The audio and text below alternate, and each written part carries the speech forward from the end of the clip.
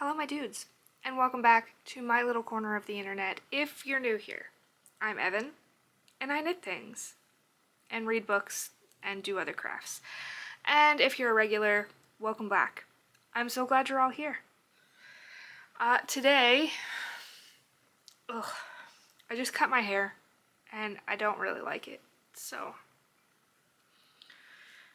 we can talk about that in a minute. Today for me is Friday, January 23rd, and this is episode 3 of my 2026 podcast series.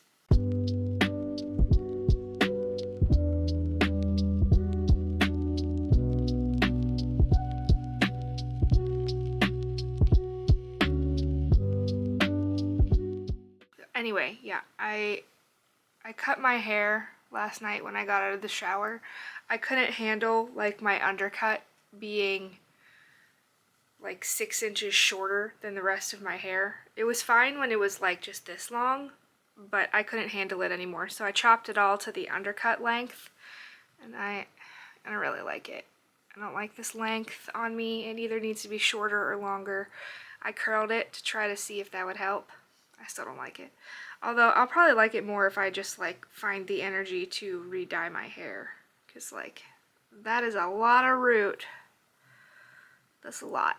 But whatever.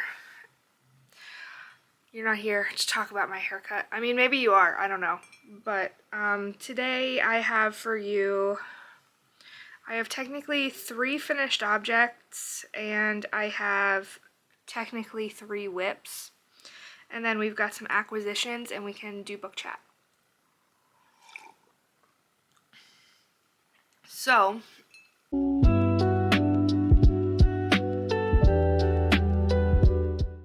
first, I told you last week that it was finished, but you didn't get to see it. This is the Teddy Half Zip by Kristen Zimmel. It is all finished. It's perfection. It will probably at some point come off while I'm filming here because it is so warm. It's almost not an indoor sweater. Like, it's so warm. I had test knit this for Kristen when it was in testing, obviously. But the size I had made was too big.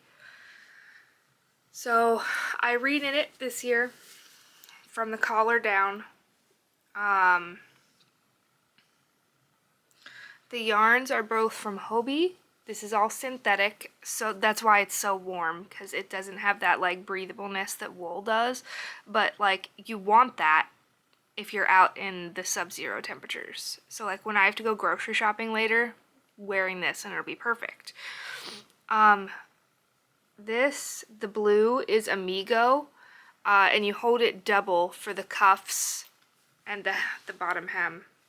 And then I held it double to do the inside placket for the zipper. And then this is Hobie Curly held with this.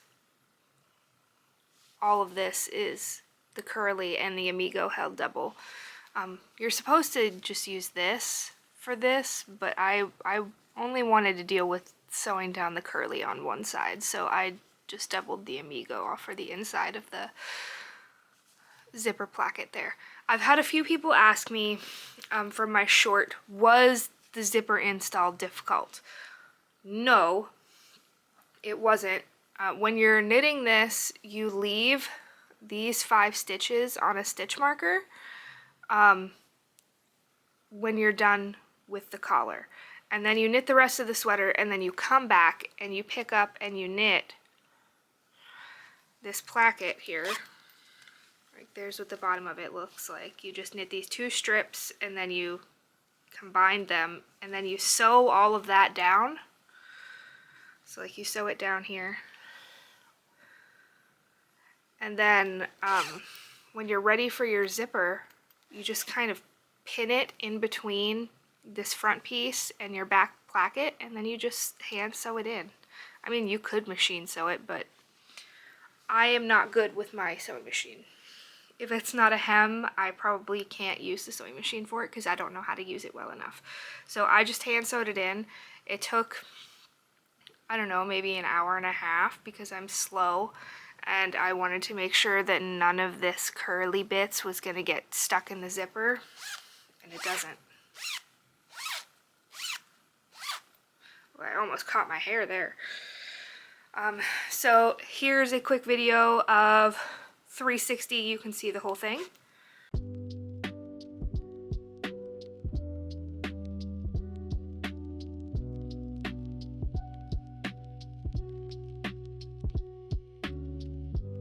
I've just sneezed.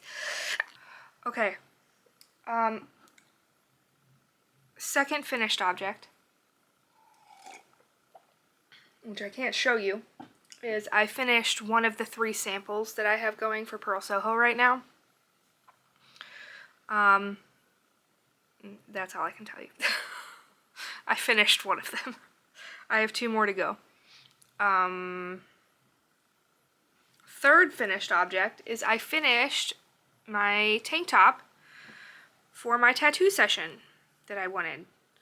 Now I'm no longer going to call this a Ripple Cami by Jessie May because I have so heavily modified this that it does not resemble that pattern anymore at all. So I kind of mashed together the Ripple Cami by Jessie May and the Cami by Alicia Plummer. It's kind of a Frankenstein of the 2 of those plus other. So I finished this last night.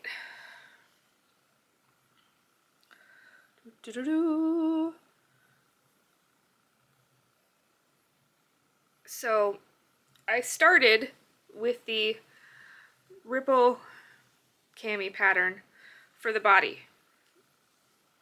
in a size 4 or 5, I think. But I didn't read carefully enough and I did 2x2 rib instead of 3x3. Oh, this yarn is by Fiona K Knits. One skein Demon Hunter, the other Electric Sheep, and I alternated them every round. So this is what you get when you alternate them every round. It's very cool.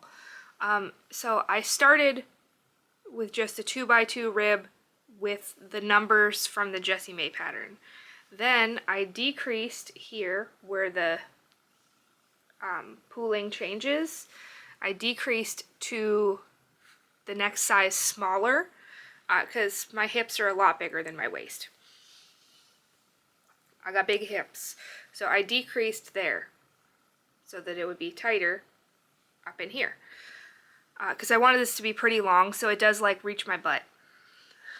Obviously you can see that it's long, but obviously this doesn't give you any idea of what this tank top actually looks like on a human because ribbing is crazy. This also isn't blocked yet.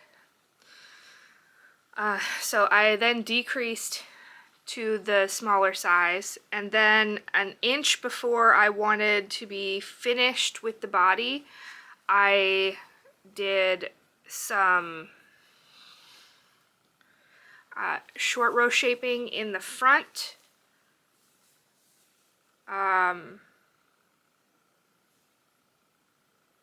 Because boobs take up space a decent amount. And then I knit like another like 1.5 to 2 inches, and then I followed the neckline shaping from the Cami pattern by Alicia Plummer to a certain extent, not 100%, because hers is not in ribbing, so I had to do some finagling to make it look nice. And then I did the shaping on the back as well, again with some finagling. And then hers called for thicker straps, but I didn't feel like knitting the straps at that point. I just wanted to use my I-cord maker. So the straps are very thin, like thinner than I would like, but it's fine. The tank does what I want it to do. It is cute on. I'm not going to show you on because it's not blocked yet, and all of the ends are still everywhere. They're woven in, they're just not trimmed yet. So like it just looks crazy right now. Maybe I'll wear it for next week's podcast. But yeah, that's my Franken tank. I love it very much. I'm usually a person who hates pooling, but I really love what's happening here. It's really cool. Like, that's so cool. So, I'm so glad that I got this done. It's the only thing I've worked on for the past 2 days. So I am behind on all of my other things that I'm trying to accomplish right now, but I got that done. So that's all the finished objects.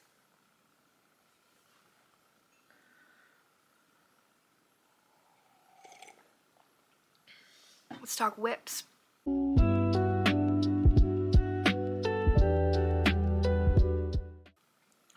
First whip, Purl Soho sample. I have 2 more to make. I'm about a fifth of the way through the second one. There's a hair stuck in my eyelash or something. Second is my Sweet Shop blanket. Insert video or photo while I tell you about it. The Sweet Shop blanket is a pattern by Laura Penrose.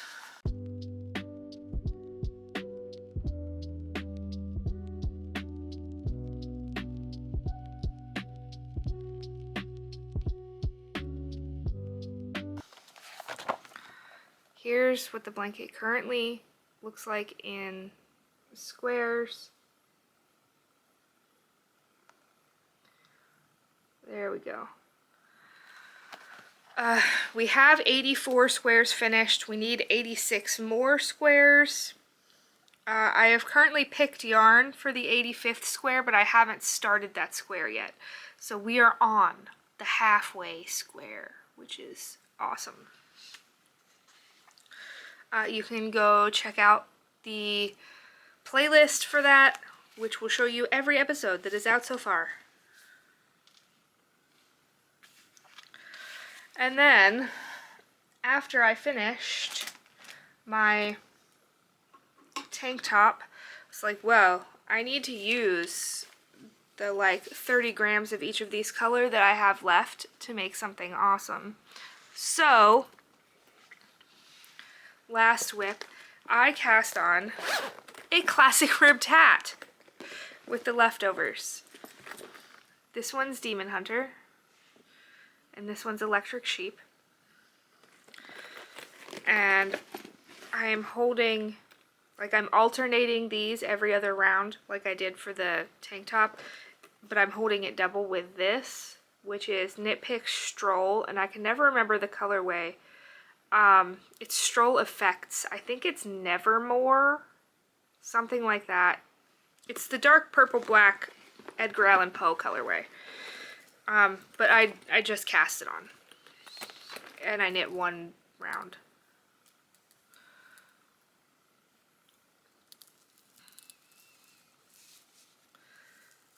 Just so I would have remembrance that that's what I wanted to do with this.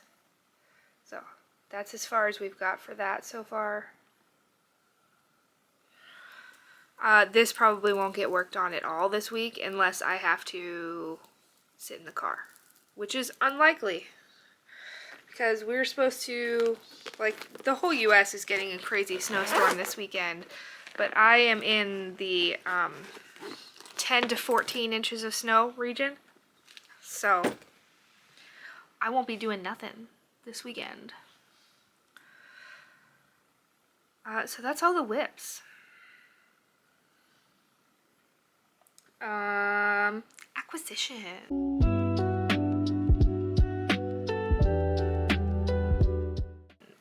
So I told you guys last week that I took advantage of Lauren at Treehouse Knits discount on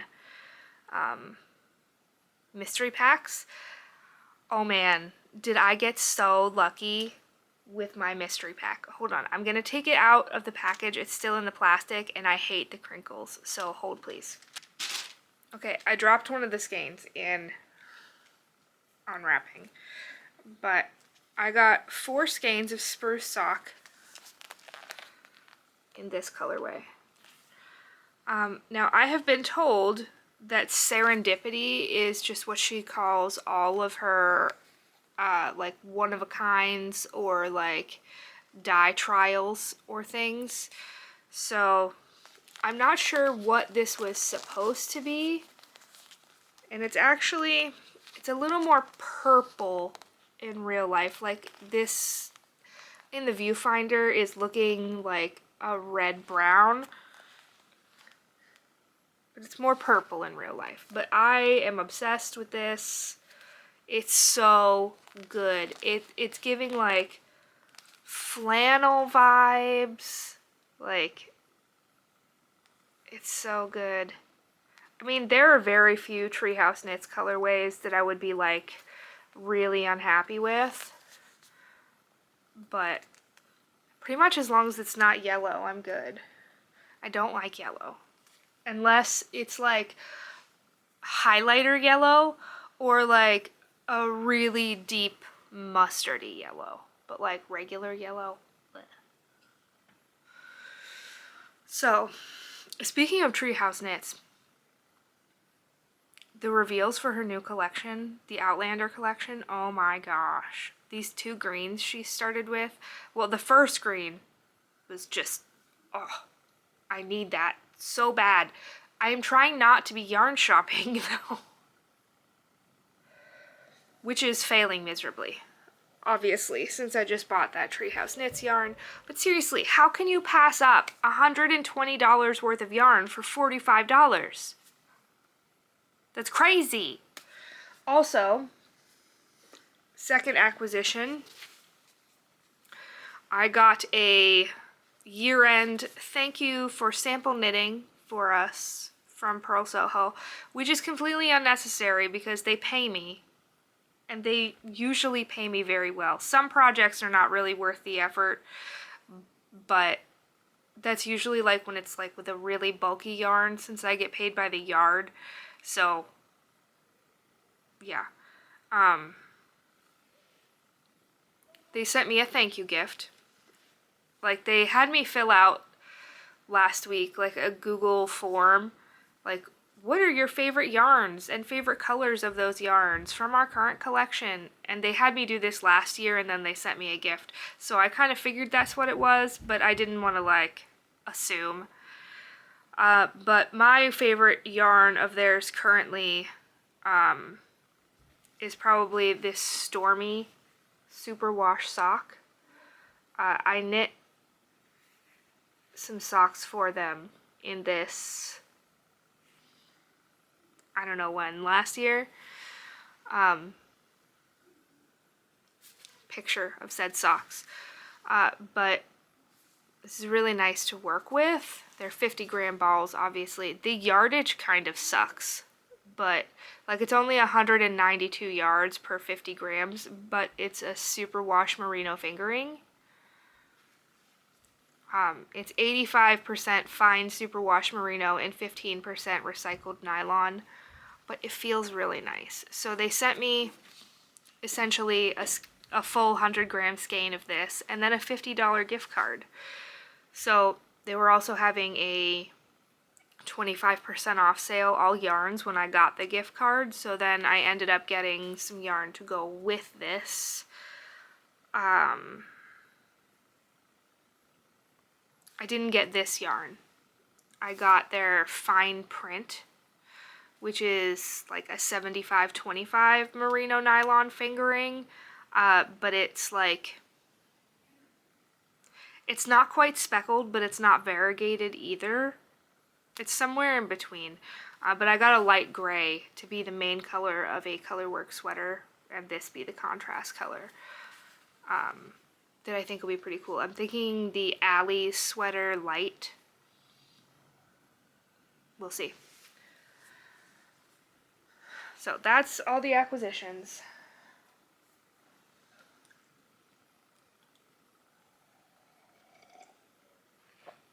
My kids are off school today,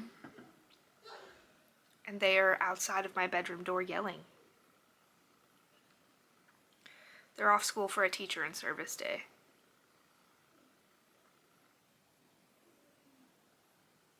I have no idea what they're doing. It sounds like they're wrestling in the hallway. First of all, there's no reason for them to be up here unless they're going into their own separate bedrooms. Yes, they were wrestling in the hallway because Garrett went to go to his bedroom to read, and Henry followed him. Okay, let's talk book chat.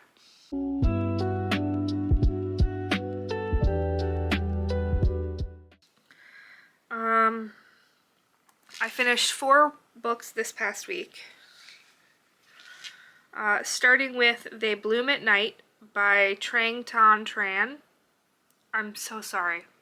I'm sure I'm butchering that name. That was 4 stars. It was like a YA botanical horror. Really liked it. Love and Other Conspiracies by Mallory Marlowe. 4 stars. Would have been 5 stars if the FMC's ex-boyfriend weren't the absolute worst. Like, I threw the book multiple times when having to deal with this guy. I hated him so much. Then I also finished 1984 by George Orwell. 4 stars. Man, that ending. That hurt me. And then A True History of the United States by Daniel Sjursen. 5 stars. Again, should be required reading. Did I enjoy reading it? No, I didn't. Was I furious reading a lot of it? Yeah, I was. But it's important to read. Then what am I currently reading? I am reading Macbeth by Shakespeare.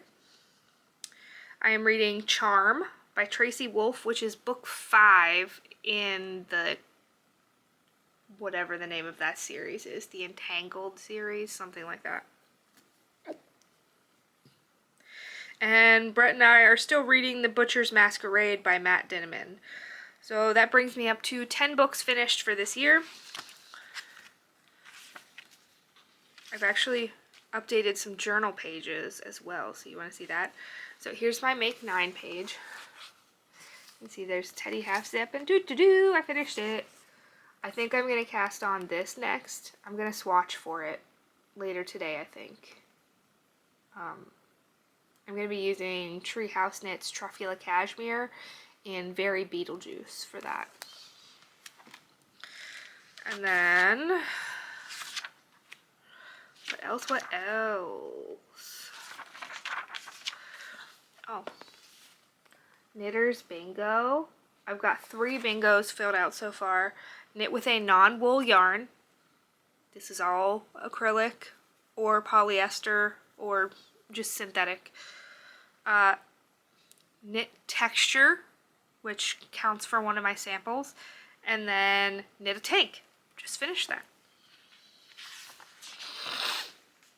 And then I decided this year that I was going to keep like an actual reading log of individual books in here. I had planned the squares before I knew what size I'd be printing these out from my little Canon Ivy printer. So I will adjust the size for next month. But there's the 10 books that I finished. Wow, you like can't see that one at all, but it's there. That's my migraine pain log. You don't need to worry about that.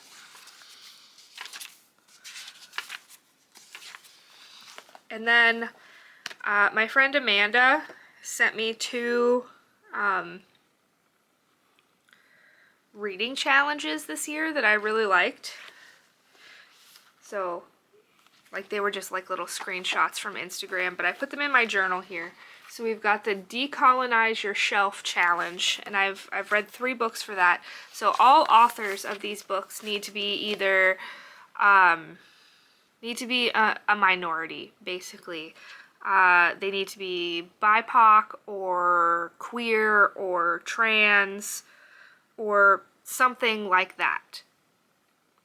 Not white people.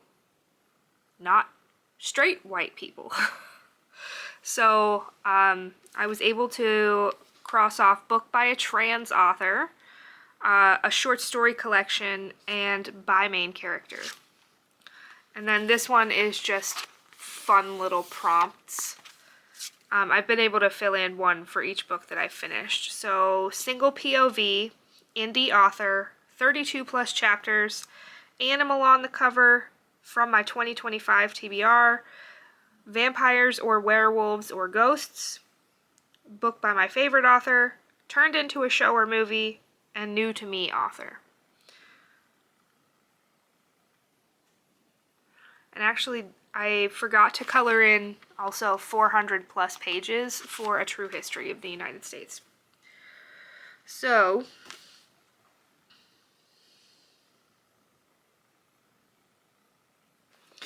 I'm more excited about this one and finding some new authors for me. Like on here is Palestinian author or essay collection, published between 1986 and 2006.